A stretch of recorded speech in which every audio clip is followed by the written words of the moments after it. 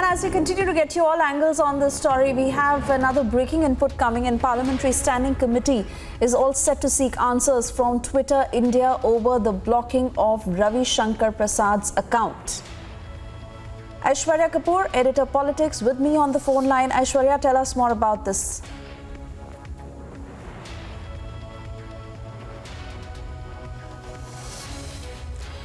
Not too sure if Aishwarya is still connected on that phone line. We will try and dial him again. But yes, these are the breaking inputs coming in at 5:46 p.m. Parliamentary Standing Committee is now all set to seek answers from Twitter India over the blocking of Ravi Shankar Prasad's account, which is now the biggest standoff between Twitter and the government as the face-off escalates. Aishwarya is back with me on the phone line. Aishwarya, the Parliamentary Standing Committee all set to seek answers. What more are you picking up?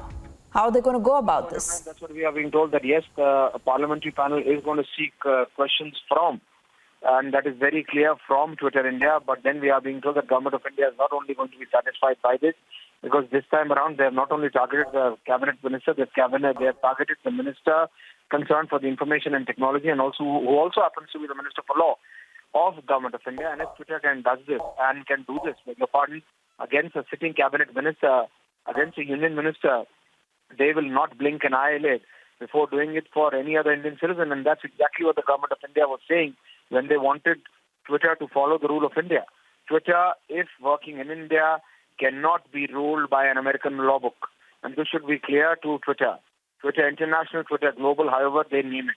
It should be very clear to Twitter, if you want to work in India, or for that matter, any company, you have to abide by the law of the land. You cannot be the East India Company of 2021. That you want to rule over India, you want to be the flag bearer for freedom of speech, and at the same point of time, you don't want to abide by law.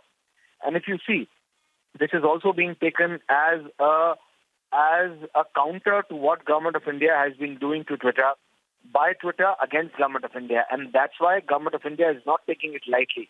Government of India is not going to take it sitting down.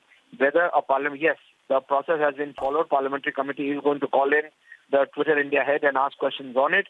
But then now we are being told that Twitter India has, by doing this, has proved what Government of India had been saying ever since, that they can act according to any law they want and not the Indian law. Why? If you want to be working in India, if you want the Indians, if you want any Indian citizen living in India to be active on Twitter, and if you are working in India, then you have to be working, then you have to abide by law of India. It is very simple, and this is a simple thing which has been understood by every other social networking site, whether it's Koo, whether it's WhatsApp, whether it's Facebook, whether it's the others, the likes of Orkut or the others. Everyone has understood it, apart from Twitter. Why? If there is no vested interest, if there is no underlying message which Twitter wants to send by these small decisions they take according to them, which have a reverberating impact onto the Indian political scene. Why is that Twitter does not want to abide by law of India?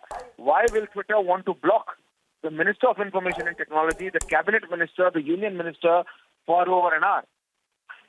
It is just to imagine, it is just food of thought if they can do it with a Union Minister. And it seems, Aishwarya, that Twitter is only making things more difficult by taking the position that it is, because the government is not going to let this go. No, the government is not let it. Government has made it clear whether this decision of Twitter, when they blocked a cabinet minister, whether they would have done it or not, by doing it, they have only proved that what Government of India had been saying for the last 4 months is exactly true, that they can do this. And they have proven in a brazen attempt to counter Government of India and trying to hit back at Government of India, they tried to block the cabinet minister's Twitter account by citing some American law.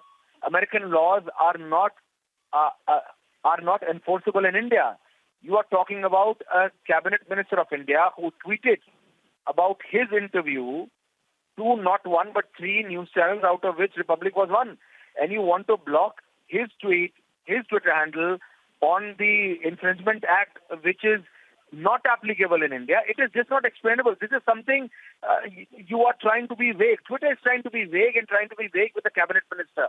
And hence I say that this is exactly what Government of India has been saying for the last 4 to 5 months, that Twitter is capable of such a thing, that Twitter can arbitrarily decide that this individual is not in their favor and we can block them. So they are not the torchbearers of also freedom of speech as they pose to be. Back to you.